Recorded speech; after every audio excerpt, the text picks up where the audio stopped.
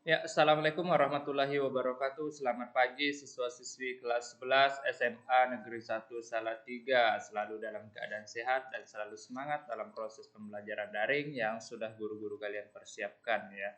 Oke, dan hari ini kita akan melanjutkan pembelajaran kita ya tentang petualangan, penjelajahan dan perebutan hegemoni. Hegemoni itu artinya seperti eh, daerah kekuasaan ya, seperti daerah kekuasaan. Oke, di mana minggu lalu kita sudah membahas yang namanya motivasi, nafsu, dan kejayaan bangsa Eropa ya. Dan pada hari ini kita akan melanjutkan tentang petualangan, penjelajahan, dan perebutan hegemoni atau kepemimpinan atau penguasaan dari beberapa bangsa ya, di antaranya ada Portugis ya, ada Spanyol, ada Inggris dan masih banyak yang lainnya. Tapi kita bahas terlebih dahulu eh, dua kebangsaan ya, yang dimana ada Portugis dan ada Spanyol ya. Oke, sebelum saya mulai menjelaskan ya, saya ingin mengingatkan kepada siswa-siswi sekalian untuk membuat ringkasan setengah lembar ya, untuk mengirimnya nanti di grup di link absen ya, di link absen ya. Jadi setengah lembar saja, jangan terlalu banyak-banyak ya. Setengah lembar saja. Oke, langsung saja untuk mempersingkat waktu, kita langsung saja membahas tentang petualangan, penjelajahan dan perebutan hegemoni ya di bangsa Spanyol dan Portugis. Oke, langsung saja kita membahasnya. Bertahun-tahun lamanya, Laut Tengah menjadi pusat perdagangan internasional antara para pedagang dari barat Eropa dan timur. Salah satu kota pusat perdagangan itu yang terkenal adalah Konstantinopel ya. Banyak jenis komoditas di pasar Konstantinopel, misalnya batu mulia, emas, dan perak, gading, sutra, dan juga yang penting itu adalah rempah-rempah. Orang-orang Eropa sangat menyenangi rempah-rempah. Pada pedagang dari barat atau orang-orang Eropa itu mendapatkan rempah-rempah lebih mudah ya, dan dengan harga lebih murah. Namun setelah jatuhnya Konstantinopel tahun 1453 ke tangan Turki Utsmani, akses bangsa-bangsa Eropa untuk mendapatkan rempah-rempah yang lebih murah di kawasan Laut Tengah menjadi tertutup. Harga rempah-rempah di pasar Eropa melambung sangat tinggi. Oleh karena itu, mereka berusaha mencari dan menemukan daerah-daerah penghasil rempah-rempah ke timur. Mulailah periode petualangan, penjelajahan, dan penemuan dunia baru. Upaya tersebut mendapat dukungan dan partisipasi dari pemerintah dan para ilmuwan. Ya, kita lanjut. Portugis dan Spanyol dapat dikatakan sebagai pelopor petualangan, pelayaran, dan penjelajahan samudra untuk menemukan dunia baru di timur. Portugis juga telah menjadi pembuka jalan menemukan kepulauan Nusantara sebagai daerah penghasil rempah-rempah. Kemudian menyusul Spanyol, Belanda, dan Inggris. Tujuan kedatangan mereka ke wilayah timur tidak semata-mata mencari keuntungan melalui perdagangan rempah-rempah, tetapi ada tujuan yang lebih luas lagi ya. Tujuan mereka terkait dengan tiga ya. Yang pertama ada gold, dan yang kedua ada glory, dan yang ketiga ada gospel ya. Gold memburu kekayaan dan keuntungan dengan mencari dan mengumpulkan emas, perak, bahan tembaga serta bahan-bahan lain yang sangat berharga ya. Itu gold. Dan yang kedua ada glory, memburu kejayaan, superioritas dan kekuasaan. Dalam kaitan ini, mereka saling bersaing dan ingin berkuasa di dunia baru yang ditemukannya. Dan yang ketiga ada gospel ya, menjalankan tugas suci untuk menyebar agama. Pada mulanya orang-orang Eropa ingin mencari dan bertemu Prester John yang mereka yakini sebagai raja Kristen yang berkuasa di timur. Itu ada 3 tujuan mereka ya. Yang pertama ada goal, ada glory, dan ada gospel. Oke, kita lanjutkan kembali. Berikut ini akan dijelaskan petualangan, pelayaran, dan penjelajahan samudra bangsa-bangsa Eropa menuju Kepulauan Nusantara. Yang pertama ada bangsa Portugis ya. Berita keberhasilan Columbus menemukan daerah baru membuat penasaran Raja Portugis ya. Manuel L. Raja Portugis tersebut kemudian memanggil pelaut ulung Portugis bernama Vasco da Gama untuk melakukan ekspedisi menjelajahi samudra, mencari tanah Hindia yang merupakan daerah penghasil rempah-rempah. Vasco da Gama mencari jalan lain agar lebih cepat sampai di tanah Hindia yang merupakan tempat penghasil rempah-rempah. Kebetulan sebelum Vasco da Gama, perintah dari Raja Manuel, sudah ada pelaut Portugis bernama Bartholomeus Dias melakukan pelayaran mencari daerah timur dengan menelusuri pantai barat Afrika. Pada tahun 1488 karena serangan ombak besar terpaksa Bartholomeus mendarat di suatu ujung selatan benua Afrika. Tempat tersebut kemudian dinamakan Tanjung Harapan. Ia tidak melanjutkan penjelajahannya tetapi memilih bertolak kembali ke negerinya. Dan pada Juli 1497, Vasco da Gama berangkat dari pelabuhan Lisabon untuk memulai penjelajahan samudera. Berdasarkan pengalaman Bartholomeus Dias tersebut, Vasco da Gama juga berlayar mengambil rute yang pernah dilayari Bartholomeus Dias ya. Rombongan Vasco da Gama juga singgah di Tanjung Harapan atas petunjuk dari pelaut bangsa Moor yang telah disewanya. Rombongan Vasco da Gama melanjutkan penjelajahannya, berlayar menelusuri pantai timur Afrika, kemudian berbelok ke kanan dan mengarungi lautan Hindia ya, atau disebut dengan Samudra Indonesia. Pada tahun 1498, rombongan Vasco da Gama mendarat sampai di Calicut dan juga Goa di pantai barat India. Dan setelah beberapa tahun tinggal di India, ya, orang-orang Portugis menyadari bahwa India ternyata bukan daerah penghasil rempah-rempah. Mereka mendengar bahwa Malaka merupakan kota pusat perdagangan rempah-rempah. Oleh karena itu, dipersiapkan ekspedisi lanjutan di bawah pimpinan Alfonso de Albuquerque, ya. Dengan armada lengkap, Alfonso berangkat untuk menguasai Malaka. Pada tahun 1511, armada Portugis berhasil menguasai Malaka. Portugis mulai memasuki wilayah Kepulauan Nusantara yang disebutnya juga sebagai tanah India. Orang-orang Portugis pun segera mengetahui tempat buruannya yang disebut dengan mutiara dari timur, yakni rempah-rempah yang ada di Kepulauan Nusantara, khususnya di Kepulauan Maluku. Kita lanjutkan kembali.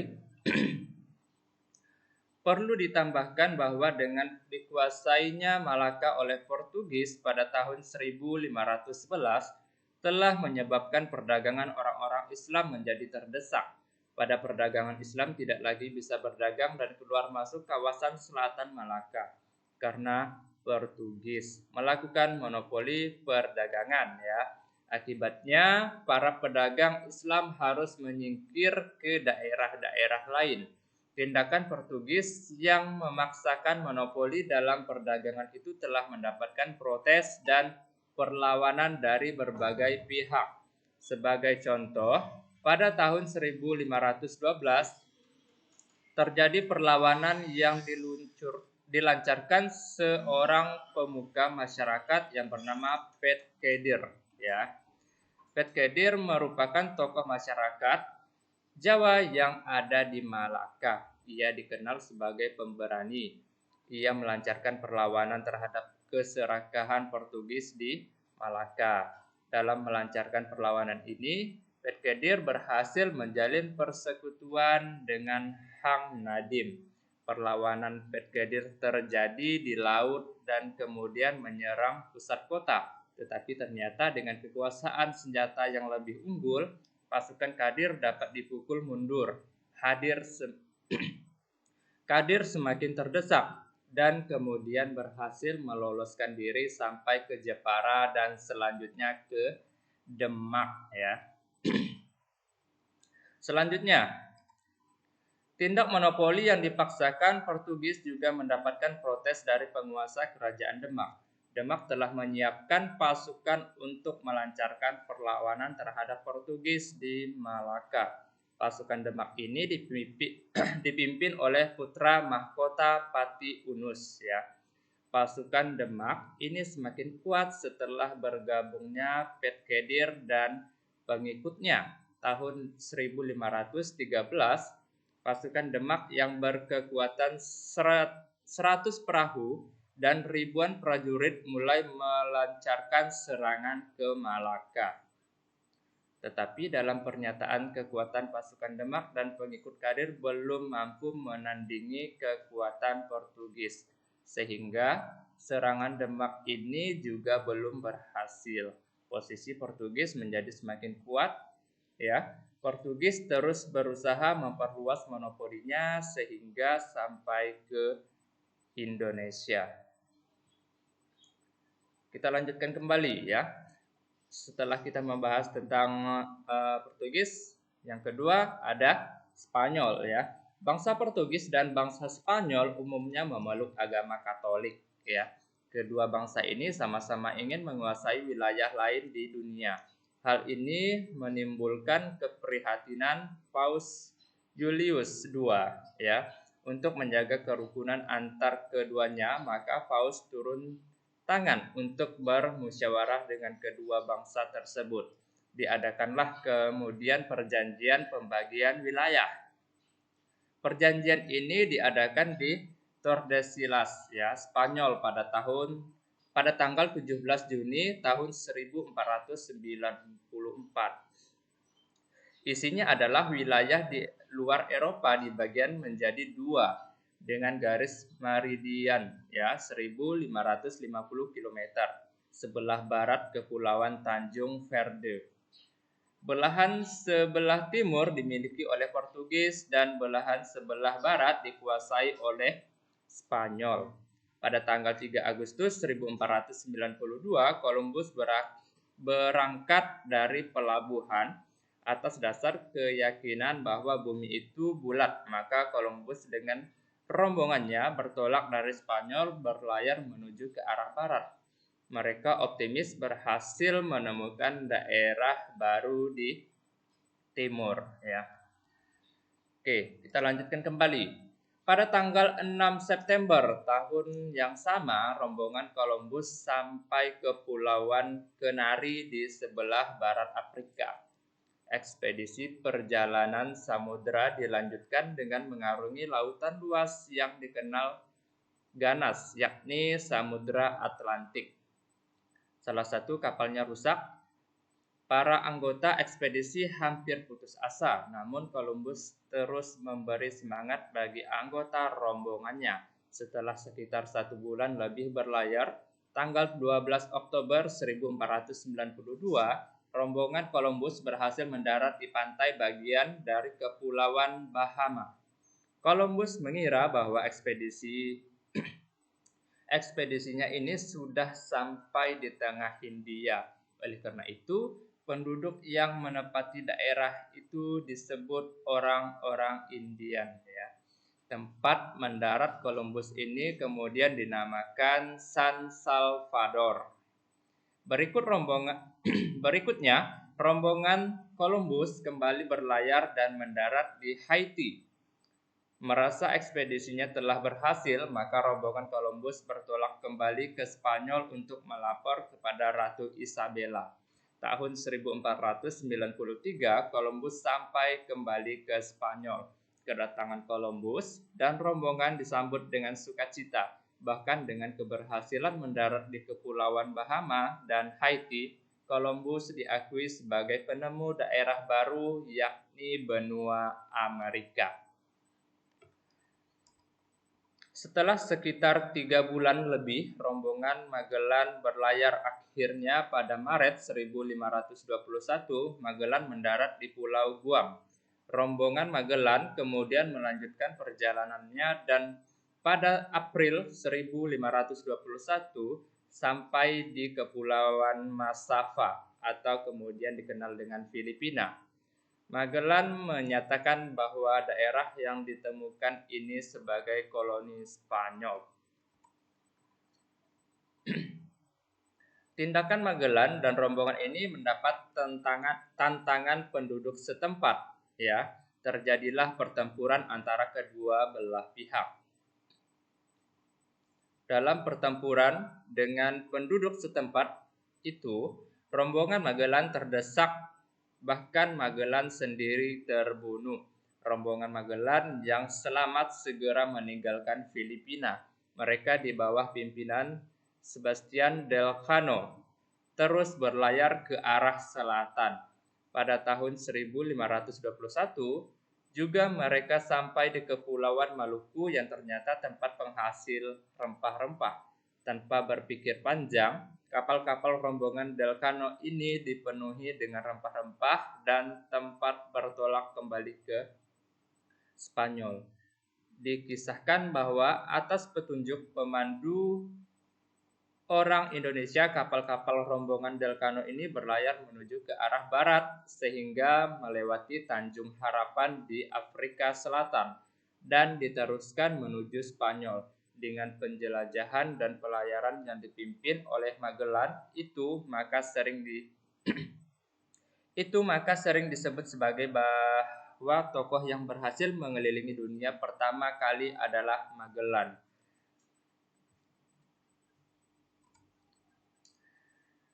Dalam kaitannya dengan pelayaran dan penjelajahan samudra itu adalah pendapat yang menarik dari Menzies, ya, seorang perwira angkatan laut Inggris. Ia menegaskan bahwa yang berhasil mengelilingi dunia pertama kali adalah armada Cina yang dipimpin oleh Panglima Zheng He atau Cheng Ho pada tahun 1421, ya. Zheng He adalah seorang kasim kepercayaan Kaisar Cina dari dinasti Ming yang bernama Zhu Di atau Yong Li. Dijelaskan oleh Menzies bahwa Zheng He bersama armadanya telah berlayar mengelilingi dunia dengan berpedoman pada peta-peta kuno yang dibuat oleh para kartografer Cina dan juga beberapa peta yang dibuat misalnya oleh Fra Mauro, orang Italia, ya, dan yang dibuat oleh Pierre Reis, orang Turki. Oke, materi kita sampai di sini, ya. Kita akan melanjutkan, masih ada 2 kebangsaan, ya, yang harus kita bahas, dan kita lanjutkan di pertemuan selanjutnya minggu depan, ya. Oke, kalau masih ada yang ingin ditanyakan, silakan kalian tanyakan melalui grup WA. Saya siap untuk menjawab pertanyaan-pertanyaan siswa sekalian. Sebelum saya akhiri, jangan lupa kalian harus membuat ringkasan terlebih dahulu, ya. Kalian harus membuat ringkasan sebanyak 1/2 lembar untuk syarat absensi di link nanti. Oke. Dan saya ingin berpesan kepada siswa-siswi sekalian, jangan kendor menerapkan 3M, ya, menggunakan masker, mencuci tangan, dan menghindari kerumunan untuk sementara untuk memutus mata rantai penyebaran COVID-19 ya. Oke, saya akhiri ya, kita lanjutkan minggu depan.